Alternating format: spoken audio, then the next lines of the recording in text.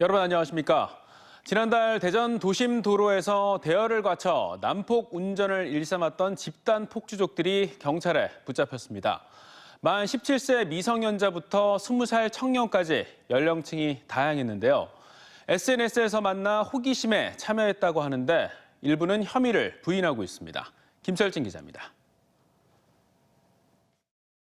늦은 새벽 시간 10여 대의 오토바이가 도로를 점령한 채 시끄러운 경적을 연신 울려댑니다. 선두에서 경광봉까지 흔들며 차선을 무시한 채 지그재그로 고개 운전을 벌입니다. 지난달 21일 새벽 오토바이 12대를 이용해 대전 중구와 서구 도심에서 난폭 운전을 벌인 폭주족 중 일부가 경찰에 붙잡혔습니다. 이들의 질주는 도심 20여 킬로미터가량을 돌며 30여 분간 계속됐고 추격하는 순찰차를 따돌린 채 동구의 한 교차로에서 일제히 흩어지며 순식간에 사라졌습니다. 번호판을 꺾거나 떼서 경찰의 단속을 피하는 치밀함을 보였지만 인근 CCTV 등의 인상착의가 찍히며 결국 덜미가 잡혔습니다. 주요 사거리에 있는 그 CCTV와 그 시민들이 제보한 그 영상을 토대로 용의자 인상착의를 확인해서 오토바이 배달업체 등을 탐문 수사 중에 발견하게 됐고. 경찰에 검거된 6명은 만 17세 미성년자부터 20살 청년까지 모두 배달업체 종사자로 SNS 등에서 처음 만나 즉흥적으로 집결지를 정하는 이른바 번개 모임을 통해 폭주를 시작한 것으로 전해졌습니다. 일부는 경찰 조사에서 호기심으로 참여하게 됐다고 밝혔지만 일부는 우연히 지나다 무리에 휩싸이게 됐다며 혐의를 부인하고 있습니다. 특히 용의자 중 한 명은 과거 대구 지역에서도 동종 전과가 있는 것으로 알려진 가운데 경찰 조사가 진행 중입니다. 경찰은 잠적한 공범 중 다수가 대구 지역에 거주하면서 범행을 이어나가고 있다는 제보를 바탕으로 수사를 이어나가고 있습니다. TJB 김철진입니다. 이어서 사건 사고 소식 하나 더 전해드립니다. 오늘 오후 대전에서 수소 연료를 싣고 고속도로를 달리던 화물차에 불이 났습니다. 빠른 화재 진압 덕분에 인명피해나 수소 누출은 없었지만 불길이 수소가스 용기로 옮겨 붙었다면 어마어마한 피해로 이어질 뻔했습니다. 이선학 기자입니다. 고속도로를 달리던 화물차에서 검은 연기와 함께 불길이 하늘 높이 치솟습니다. 불이 시작된 곳은 차량 뒷바퀴. 바로 이 탱크는 시커멓게 그을렸습니다. 탱크 안에는 액화수소 600kg이 들어있어 자칫 더 큰 폭발로 이어질 수 있는 아찔한 상황. 소방대원들은 쉴 새 없이 소화액을 뿌리며 불길을 막고 있습니다. 오늘 오후 3시 50분쯤 대전 유성구 외삼동 당진 영덕 고속도로 유성터널 인근을 달리던 수소 연료 운반 화물차에서 화재가 발생했습니다. 불은 소방 차량 16대와 인력 85명이 투입돼 40분 만에 꺼졌습니다. 다행히 다친 사람은 없었고 수소도 유출되지 않았습니다. 탱크가 이제 내부는 폭발 안 했고 바깥 표면에 있잖아요. 그쪽만 약간 화재가 나가지고 그쪽만 연기에 이제 그을린 상태거든요. 하지만 화재 진화로 일대 차량 통행이 1시간 동안 극심한 정체를 빚었습니다. 소방당국은 화물차 뒷바퀴 브레이크에 이상이 생겨 임시로 조치한 뒤 운행하다 불이 났다는 운전자 진술을 토대로 정확한 화재 원인을 조사하고 있습니다. TJB 이선학입니다. 빙판길에 미끄러진 화물차 운전자를 돕던 외국인 근로자 2명이 2차 사고로 숨졌습니다. 어젯밤 8시 30분쯤 인주면 산업단지 교차로 인근에서 1톤 화물차가 빙판길에 미끄러져 사고가 발생하자 뒤따르던 차량 탑승자들이 사고를 수습하다 또 다른 차량이 미끄러지며 이들을 덮쳤습니다. 이 사고로 화물차 운전자와 사고를 수습하던 2명 등 모두 3명이 숨지고 2명이 다쳤는데 이들은 모두 외국인들로 조사됐습니다. 이제 얼마 남지 않은 2021년, TJB는 올 한 해를 돌아보는 시간을 마련했습니다. 무엇보다 지난해에 이어 올해도 코로나19가 우리 일상을 지배했는데요. 백신 접종을 시행하고 일상으로 돌아가기 위한 단계적 방역 완화 대책까지 펴냈지만 상황은 좀처럼 나아지지 않고 있습니다. 코로나19를 극복하기 위한 올 한 해의 노력들을 이수복 기자가 정리했습니다.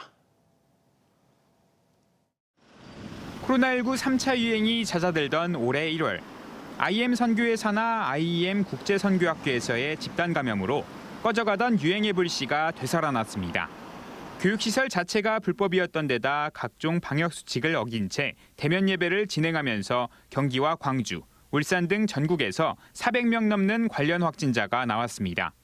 이 시설이 비인가 학교로서 학비 인정을 받지 못했고 학원도 아니기 때문에 법의 사각지대에 놓여 있었던 측면이 있습니다. 겨우내 얼음이 녹기 시작하고 봄내음이 조금씩 나던 2월 끝 무렵에는 백신 접종이 본격 시행되면서 코로나19 종식을 향한 희망찬 발걸음을 내디뎠습니다. 하지만 변이 바이러스가 발목을 잡았습니다. 영국과 브라질 등에서 발견된 변이 바이러스는 전 세계로 퍼져 6월엔 대전까지 전파됐습니다. 외국인 근로자가 많이 거주하는 충남에서는 한때 확진자 4명 중 1명이 외국인일 정도로 비율이 치솟기도 했습니다. 그동안 진단검사 등 각종 방역 조치에서 외국인들이 소외된 데다 불법 체류자도 많았기 때문입니다. 방학 중에 아르바이트를 하면서 사람들이랑 많이 만났고 학기 시작하기 전에 검사는 어디서 하는지도 모르고. 접종 완료율이 70%를 넘어서고 백신 접종 효과를 보완할 추가 접종, 이른바 부스터샷도 시작되면서 가을엔 다시금 일상으로 돌아갈 장밋빛 미래를 꿈꾸기 시작했습니다. 하지만 단계적 일상 회복도 잠시, 폭발적인 확진자 증가세로 다시 방역 조치가 강화됐습니다. 여기에 대전 지역 요양병원과 시설에서 집단 감염으로 500명 가까운 확진자가 나오고 오미크론 변이 감염 사례도 확인되면서 분위기는 얼어붙었습니다. 연말 특수를 기대했던 소상공인들의 시름은 깊어져만 갔습니다. 예약 취소 전화도 많이 오고 12월 달은 매출이 한 3분의 1 이상은 감소될 것 같습니다. 지금도 코로나19와의 사투가 계속되고 있는 가운데 지역민들은 내년엔 일상으로 돌아갈 수 있기를 염원하고 있습니다. TJB 이수복입니다. 우리 지역에서 모두 220명의 신규 확진자가 발생한 가운데 해외발 오미크론 확진자도 늘고 있습니다. 대전에선 미국 등 해외에서 입국한 확진자 6명에게서 오미크론 변이가 확인돼 누적 감염자가 8명으로 늘었습니다. 대전시는 오미크론 감염자 중 일부가 입국 후 KTX와 방역 택시를 이용하며 2명과 접촉한 것으로 파악하고 이들도 검사를 받도록 조치하는 등 심층 역학조사를 벌이고 있습니다. 충남에선 122명의 신규 확진자가 나온 가운데 계룡시에선 지난 19일 스페인에서 입국한 일가족 6명 가운데 5명이 확진된 데 이어 확진자녀 3명에게서 오미크론 변이가 확인됐습니다. 세종에서도 18명이 추가로 확진됐습니다. 충남 도민의 우울감이 지난해보다 줄고 행복감은 늘어나는 등 생활 만족도가 높아진 것으로 조사됐습니다. 충남도가 도내 15,000여 가구를 대상으로 올해 사회지표를 조사한 결과 근심 걱정의 경우 2019년 4.37에서 코로나19가 시작된 지난해 4.73으로 급격히 올랐지만 올해는 4.41로 이전 수준을 거의 회복했습니다. 우울의 경우에도 지난 2019년 3.62에서 2020년 3.80으로 올랐다가 올해는 3.54로 크게 낮아졌습니다. 이와 함께 삶에 대한 만족도와 행복감도 소폭 상승했습니다. 지역 곳곳에서 도심 내 공원 용지에 아파트를 짓는 민간공원 특례 사업이 추진되고 있습니다. 대장동 화천대유 사례를 들지 않더라도 아파트 분양가 급등으로 싼값에 토지를 수용한 사업 시행자들이 막대한 이익을 챙길 것이라는 우려가 나오고 있는데요. 천안시가 최근 시행사들과 다시 협상에 나서서 공익사업 추가 부담을 늘리는 데 주력해 관심을 모으고 있습니다. 김진석 기자입니다. 25만 제곱미터의 공원 용지 내에 7만 5천여 제곱미터의 비공원 시설을 조성하는 천안 노태공원 특례 사업지구입니다.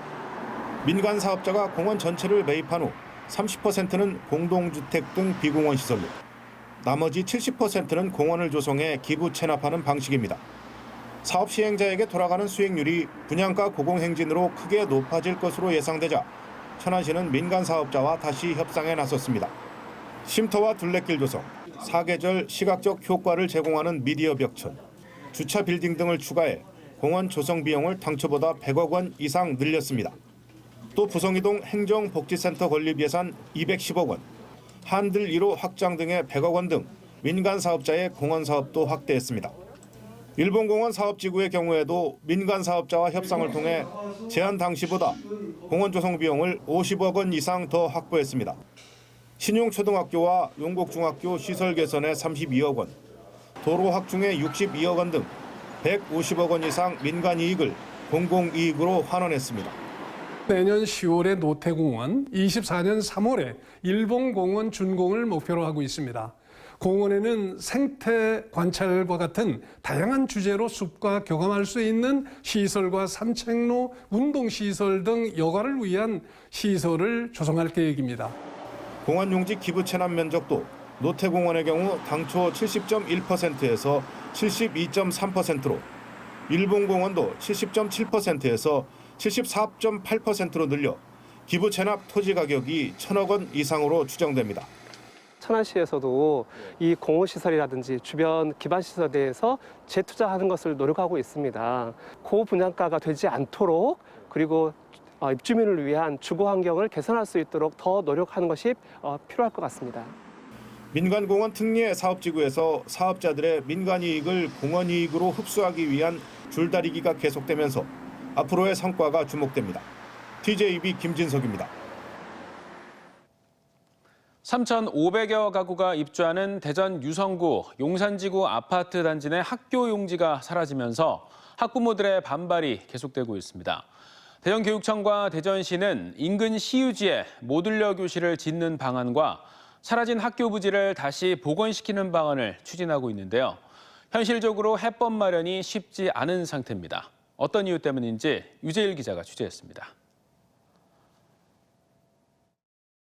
3,500가구가 입주 예정인 대전 유성 용산지구 아파트 단지.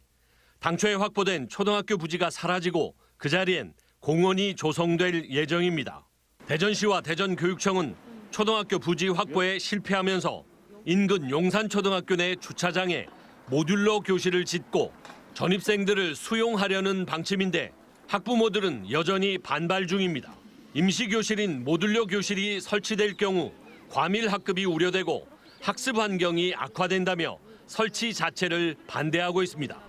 모듈러 자체가 방음, 단열, 환기 이런 것들이 잘 안 되기 때문에 아이들 학습권 침해가 있다고 생각하기 때문에 어느 위치건 모듈러를 반대하고 있습니다. 학부모들의 반발이 갈수록 심해지면서 대전시와 대전교육청은 최우선적으로 현재 공원 부지로 바뀐 초등학교 부지를 다시 복원시키는 방안을 추진 중입니다. 동시에 빈 공터로 남아있는 옛 용산중학교 부지에 모듈러 교실을 설치하는 방안도 함께 모색 중입니다. 부모님들과 충분한 협의를 통해서 옛 용산중학교 부지를 활용해서 증가 학생을 배치를 검토하고 있고요. 동시에 용산지구 내에 해제된 학교 용지를 재확보하여 초등학교 설립을 추진하고 있습니다.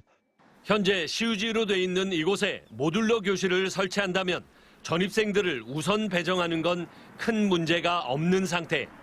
대전시 역시 우선은 사라진 초등학교 부지를 복원시키는 방안에 총력을 기울이고 있습니다. 최우선적으로 학교 부지를 원상으로 회복을 해서 거기다가 초등학교 설치하는 가장 좋은 방법이고 공원 비율의 축소나 이런 문제들, 그런 문제들을 저희가 적극적으로 나서서 해결을 하고 있고요. 그러나 공원 부지를 학교 부지로 복원시키는 데는 현실적으로 어려움이 많습니다. 대전시와 대전교육청, 용산지구 아파트 건설 시행사 등이 학교 부지로 복원시킬 면적만큼의 공원 부지를 대체 녹지로 확보해야 하기 때문입니다. 사라진 학교 용지를 복원할 수 있을지, 1,300명의 초등학생들을 어떻게 수용할 것인지, 교육계는 물론 학부모 단체와 시민들도 대전시와 교육당국의 최종 해법에 주목하고 있습니다. TJB 류재일입니다. 생후 20개월 된 동거녀의 딸을 성폭행하고 잔혹하게 학대 살해, 징역 30년형을 선고받은 20대 남성이 반사회적 성격 장애, 이른바 사이코패스 판정을 받은 것으로 확인됐습니다. 충동성과 냉담성 등 사이코패스 여부를 평가할 때 쓰이는 체크리스트에서 A씨는 고위험군 수치로 사이코패스 성향을 지닌 것으로 나타났으며 성범죄 재범 위험 평가 등도 높음 수준인 것으로 확인됐습니다. 오늘 새벽 3시 36분쯤 당진시 송산면의 한 아파트에서 불이 나 집 안에 있던 40대 남성이 숨졌습니다. 새벽에 아파트 화재 경보기가 울려 주변을 살피던 경비원이 12층에 불이 난 것으로 보고 119에 신고했으며 현장에 출동한 119 대원들은 40분 만에 불을 끄고 집안에서 숨져 있는 남성을 발견했습니다. 경찰과 소방당국은 정확한 화재 원인을 조사하고 있습니다. 지난 21일 공주 교도소에서 수감 중이던 42살 재소자 A씨가 몸에 상처를 입은 채 숨진 사실이 뒤늦게 알려졌습니다. A씨의 신체 곳곳에는 멍자국과 상처가 있었던 것으로 알려졌으며 호흡곤란을 호소하며 쓰러져 있는 것을 동료 재소자가 발견했습니다. 법무부는 대전지방교정청에 공주교도소의 수용관리 실태를 조사하도록 지시하는 한편 폭행 피해 가능성이 있는 것으로 보고 수사에 착수했습니다. 지난 10월 24일 학원 수업을 마친 뒤 귀가하다 사라졌던 16살 조강영 군이 실종 65일 만에 발견됐습니다. 대전 둔산경찰서는 오늘 오전 서울시 송파구의 한 서점에서 조 군을 찾았다고 밝혔습니다. 조 군은 그동안 서울에서 노숙을 해온 것으로 알려졌으며 경찰 보호를 거쳐 무사히 가족들의 품으로 돌아갔습니다. 대전시는 도시철도 2호선 트램 건설과 연계한 서대전 육교 지하 공사를 기존 도로인 계백로 폐쇄 없이 추진하기로 했습니다. 호난섬 철도 위를 지나는 서대전 육교는 시내버스 10개 노선이 통과하고 하루 평균 교통량이 6만 3천여 대에 달합니다.